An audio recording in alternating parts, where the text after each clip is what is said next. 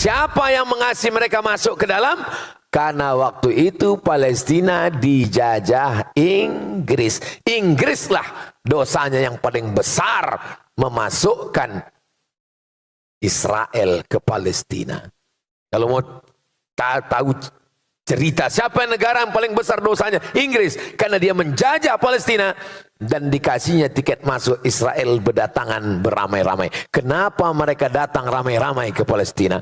Kata Syekh Fargallah, mereka menunggu Melek Mesyah. Melek bahasa Arabnya Malik. Mesyah juru selamat. Mereka menunggu raja juru selamat terakhir. Mereka bermimpi akan punya raja, akan punya kerajaan, punya raja. Syarat rajanya itu turun, mesti ada 5 syarat. Syarat yang pertama, semua Yahudi di dunia datang kembali ke Palestina. Maka mereka pun datang, yang dari Amerika datang, yang dari Eropa datang, yang dari Maroko datang, yang dari Andalusia datang, yang dari Rusia datang, semuanya kembali. Sekarang sudah berkumpul 5 juta orang Yahudi di Palestina, membuat negara bernama Zionis. Zionis dari satu bukit, nama bukitnya Bukit Sion, atau disebut juga dengan Zion. Maka mereka sebut negara itu adalah negara Israel, didirikan oleh kelompok Zionis Israel. Kenapa mereka buat negara itu? Karena syarat menurut mereka akan turun raja yang mereka nantikan itu kalau ada 5 terwujud. Pertama, orang Yahudi mesti ramai-ramai pulang. Sudah pulang atau belum? Sudah. Sejak 1946 buat negara 1948, sekarang Palestina menjadi minoritas, dan menurut Google Map tak ada lagi Palestina. Yang ada hanya Israel. 2. Sakit hati mereka yang paling besar adalah kepada Babel. Karena bangsa yang paling banyak menyiksa mereka, lebih dahsyat daripada Fir'aun, adalah Babel. Babel itu maksudnya Babilonia. Babilonia itu Irak, bukan Bangka Belitung. Maka setiap penguasa mereka pasti menghajar, menghantam Babel, Irak. Karena menurut mereka, setiap penguasa mereka mesti menghantam Irak, karena syarat untuk membalaskan sakit hati raja-raja mereka. Kalau mau raja terakhir itu turun, maka hantamlah Irak. Itulah mengapa Irak babak belur terus. Tapi yang menghantam Irak kan Amerika, Pak Ustadz, bukan Israel. Atas perintah Israel. Loh, bukannya Israel negara kecil, Amerika negara besar. Presiden Amerika tidak akan terpilih kecuali persetujuan dari Israel garis kanan. Dan menteri-menteri itu adalah sebagian besar Madeleine Albright, Yahudi. Yang merusak melalui film, Yahudi. Nah, ini semua Yahudi. Lalu kemudian yang paling kaya, orang-orang kayanya Yahudi. Tapi kita tak bisa salahkan orang kaya, ya dia kaya, salah kita lah kenapa pakai miskin, susah. Salah ini Jepang menjajah kita. Jepang salah, tapi kita lebih salah. Kenapa kita mau miskin, susah, mau dijajah? Nah, jadi kita mesti bangkitkan semangat. Yang pertama, syarat rajanya turun, Yahudi mesti balik ke Palestina. Syarat yang kedua, Irak mesti dibantai. Maka Irak itu babak belur terus sampai serangan yang terakhir. Sampai hari ini Irak lemah. Yang kedua, jadi kata dia, rajanya itu di atas.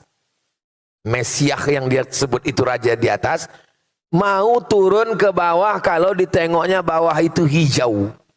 Ya mau ditengok hijau. Itulah maka mereka menggerakkan penghijauan, menanam tanaman sebanyak-banyaknya, dan tanaman yang ditanam itu adalah syajaratul gharqad. Namanya pohon gharqad. Subhanallah, Masya Allah, Tabarakallah, Allahu Akbar. Allahu Akbar. Kenapa Allahu Akbar? Karena dalam hadis Nabi dikatakan, nanti ketika kamu berperang dengan Yahudi, Sampai batu-batu berkata, ya Muslim, hadza Yahudi khalfi. Wahai Muslim, ini di belakangku ada orang Yahudi. Faktulhu, bunuh dia. Satu-satunya yang membela Yahudi, kata Nabi, cuma satu. Apa itu? Pohon gharqad. Dan pohon gharqad itu sedang mereka tanam sekarang. Saya waktu sampai di perbatasan, ini Mesir, ini Rafah. Rafah ini satu kota dibagi dua. Setengah untuk Mesir, setengah diambil Israel, Palestina. Ditunjukkan sama guide Ustadz Somad, itu adalah pohon gharqad yang hijau mereka tanam. Untuk apa? Supaya mereka bisa terselamatkan. Syaratnya mesti hijau, barulah raja yang mereka nanti itu akan datang turun. Mereka melakukan protokoler yang dibuat oleh Zionis sesuai dengan yang mereka baca dalam kitab mereka. Mereka percaya, mereka mengamalkannya, mereka menerapkannya karena mereka mau membuat yang namanya The Great Israel Raya. 4. Apa lagi mesti mereka lakukan? Mereka mesti membersihkan tempat itu dari orang yang bukan Yahudi. Makanya yang boleh datang menjadi warga negara Yahudi itu mesti emaknya, ayahnya Yahudi. Itu yang original Yahudi. Andai ayahnya tidak Yahudi, paling tidak emaknya Yahudi. Karena mereka melihat nasab dari jalur emak. Ayahnya boleh tak Yahudi. Makanya dulu ketika datang Yahudi yang mengaku Yahudi dari Afrika tak diakui karena tengok hitam. Jadi yang sekarang jadi simpatisan Yahudi dari Asia, kalian jangan pernah mimpi jadi warga negara Yahudi kalau kalian pesek, Yahudi bongak, Yahudi bodoh. Tak akan diakui kalian. Karena mereka hanya mengakui Yahudi kalau darahnya darah Yahudi. Andai bapaknya tak Yahudi, emaknya mesti Yahudi. Andai emaknya Yahudi, baru diakui. Emaknya tak Yahudi, tidak diakui. Karena syaratnya mesti berdarah Yahudi. Beda sama Islam. Islam tak ada tengok darah. Islam siapapun dia, mau Melayu, mau Batak, mau Minang, mau Jawa, mau Eropa, mau Sunda, mau Bugis, mau Makassar, mau Banjar, selama dia bersyahadat asyhadu an la ilaha wa asyhadu anna Muhammadan Rasulullah. Jadi yang ikut-ikut agama Yahudi, yang tidak Yahudi, sadarlah kalian. Udah pesek, hitam, pendek, hidup, ikut Yahudi pula. Yang kelima, apa syaratnya baru turun? Ini syarat yang terbesar. Mesti dibangun Temple of Solomon. Apa Temple of Solomon ini Pak Ustadz? Ini Masjidil Aqsa. Kata mereka di bawah Masjidil Aqsa ini ada kuil King Solomon. Maka Masjidil Aqsa ini mesti diratakan dengan tanah, dinaikkan kuil ini, dibangun ke atas untuk menyambut kedatangan. Gambarnya sudah mereka siapkan. Tulis aja di Google itu Temple of King Solomon. King Solomon Temple. Tak pula keluar. Habis paket, diambil Yahudi.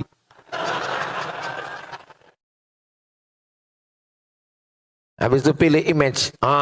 Itu dia bentuknya. Sudah disiapkan mereka. Architectural model of the Temple of King Solomon akan dibangun di atas Masjidil Aqsa. Maka keliling Masjidil Aqsa itu sudah digali mereka terowongan sampai pada masanya nanti bom hancur, barulah mereka bangun tegak. Lalu pun mereka menantikan, wahai turunlah. Rupanya tak turun karena memang tidak ada. Mereka membangun negara mereka berdasarkan mitos. Siapa yang mengatakan begitu? Roger Jarudi. Roger Jarudi tidak Islam, orang Perancis, benci pada Islam. Allah kasih hidayah, masuk Islam. Ditulisnya buku Israel membangun negara berdasarkan mitos, ditangkap oleh negara Perancis. Begitulah mereka. Bagaimana simbol logo negara Yahudi Israel? Bendera Israel. Cuman bendera Israel nih Pak Ustadz? Bendera Israel. Macam mana bentuk benderanya? Pilih image. Benderanya adalah biru di atas, biru di bawah. Di tengah bintang segi 6. Ini bukan main-main, ini simbol. Apa makna biru di atas? Sungai Nil. Apa makna biru di bawah? Sungai Efrat. Di mana sungai Nil? Afrika Utara, Irak. Di mana sungai Efrat? Irak. Asia. Mereka mau membuat negara besar yang perbatasannya antara dua sungai, antara sungai Nil dengan sungai Efrat. Lalu apa makna bintang segi enam? Bintang segi enam ini simbol kerajaan King David menurut versi mereka. Nah, jadi jangan latah nanti di mobil buat bintang segi enam, tato buat bintang segi enam, pas taubat tik tik tik tik ngilang. Saudara yang dimuliakan Allah Subhanahu wa taala, mereka punya cita-cita, mereka punya misi dalam hidup. Ini belum apa-apa sampai nanti puncaknya. Kapan kita baru bisa membela, memerdekakan Palestina? Tengok dalam hadis, ketika batu berkata, "Ya Muslim, hadza Yahudi khalfi." Wahai Muslim, ini di belakangku ada Yahudi. Selama kita masih mengatakan ya Palestina, ya Indonesia, ya Amerika, ketika nanti kita sudah mampu berkata ana Muslim, waktu itulah baru kita bisa membela, memerdekakan Palestina. Jangan karena kajian subuh ini lalu semuanya selesai ini mendaftar ke panitia mau ke Palestina. Andai kalian pergi ke Palestina, kalian mau buat apa? 2 hari setelah itu keluar berita 50 relawan dari Batam kehilangan tenaga karena tak makan lontong sayur.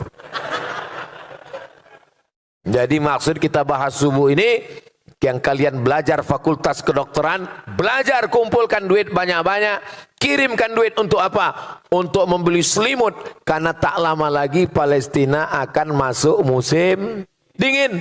Mau gigil turun salju, selimut kita kirimkan ke lembaga terpercaya, di antaranya dompet duafa, supaya jangan sampai masjid jangan sembarang kirim, cuma kirim nanti masuk dalam daftar teroris internasional, ditangkap, pas ditangkap ditanya dari mana ini, dari Batam, siapa yang mengumpul? Ustadz Soman, aku pun ikut juga.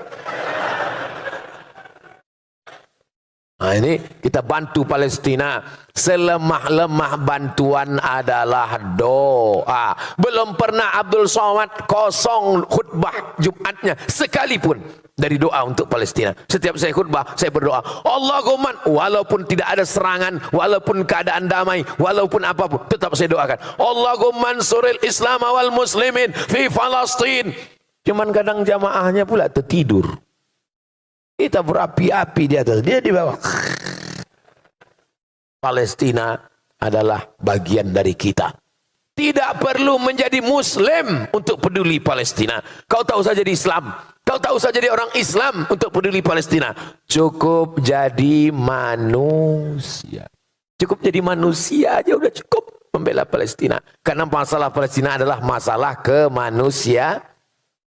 Gereja dia bantai, meninggal saudara-saudara kita Kristen Ortodok yang ada di Palestina. Maka ini semua adalah tanggung jawab kita. Apalagi sebagai bangsa Indonesia. Karena di pembukaan Undang-Undang Dasar 1945, kemerdekaan adalah hak segala bangsa. Penjajahan di atas dunia harus dihapuskan. Karena tidak sesuai dengan pri kemanusiaan dan pri keadilan. Saya bangga karena anak-anak muda masih hafal lagi preambul pembukaan Undang-Undang Dasar 45. Ustaz Somad kok tahu? Aku tukang bacanya tiap hari Senin di sekolah. Saudaraku yang dimuliakan Allah Subhanahu wa taala, ketika Indonesia Bung Karno Hatta memproklamirkan kemerdekaan Indonesia yang bertanah air satu, tanah air Indonesia, presiden pertama yang mendukung kemerdekaan Indonesia adalah Presiden Gamal Abdul Nasir dari Mesir. Mufti pertama yang mendukung kemerdekaan Indonesia adalah Mufti Amin Al-Husaini dari Palestina. Negara pertama yang mengakui kita merdeka adalah Mesir dan Palestina. Sekarang apa yang kita lakukan untuk Palestina? Hai para tentara yang gagah, hai para penguasa, dengan tombol nuklirmu, dengan baju besimu, kau akan diminta tanggung jawab di hadapan Allah Subhanahu wa taala. Allahu Akbar. Salahuddin Al-Ayyubi, panglima perang, dia nanti kalau berhadapan dengan Allah. Hai Salahuddin, kau tentara, apa yang kau lakukan? Salahuddin gagah menjawab, aku dengan baju besiku sudah memerdekakan Palestina. Sekarang yang gagah-gagah, yang jenderal-jenderal, siap-siap kalian diminta tanggung jawab di hadapan Allah Subhanahu wa taala. Saya kalau ditanya, Abdul Somad, aku tak tentara. Jangankan mobil tank, jangankan pistol besi, pistol air pun ada hidup lagi. Tapi aku punya suara. Aku sudah menyuarakan tentara-tentara, penguasa-penguasa yang nanti diminta tanggung jawab di hadapan Allah. Kenapa kalian tidak mengirimkan pasukan ke Palestina? Mereka menjawab, karena Ustadz tidak pernah menceramahkan. Aku ditanya, Abdul Somad, sudah aku ceramahkan di Batam. Apakah kalian bersaksi semuanya? Allahumma ballaghtu, ya Allah sudah kusampaikan. Allahumma fashhad, saksikan ya Allah. Sehingga tidak ada satupun jenderal, penguasa, tentara yang nanti bisa berdalih di hadapan Allah Subhanahu wa taala, karena aku sudah menyampaikan, aku sudah lepas tanggung jawab. Allahu Akbar. Ini Ustadz semangat nih karena Palestina atau karena lapar? Bercampurlah dua-duanya. Kita sudah bahas Palestina ini dari awal sampai akhir. Pembahasan Palestina biasanya saya comot sikit-sikit dalam tablik akbar. Pembahasan Palestina yang paling lengkap dari awal sampai akhir itu hanya ada pembahasannya di Masjid Bukit Indah Sukajadi Batam. Tonton, share, subscribe, like, share, and comment. Itulah yang dapat saya sampaikan pada subuh yang penuh berkah ini. Mudah-mudahan bermanfaat untuk kita dan saudara kita semuanya, insyaallah. Aku qauli hadza astaghfirullah li wa lakum. Di akhir majlis mari kita sama berdoa kepada Allah. Mudah-mudahan Allah senantiasa menolong kita supaya istiqomah. Berapa banyak orang mengejek, kita tak peduli, karena kita hanya takut kepada Allah. Kita akan diminta tanggung jawab di hadapan Allah. Apa kontribusi kita untuk saudara kita di Palestina? Ala hadhihi niyah wa kulli niyatin salihah. Al-Fatihah.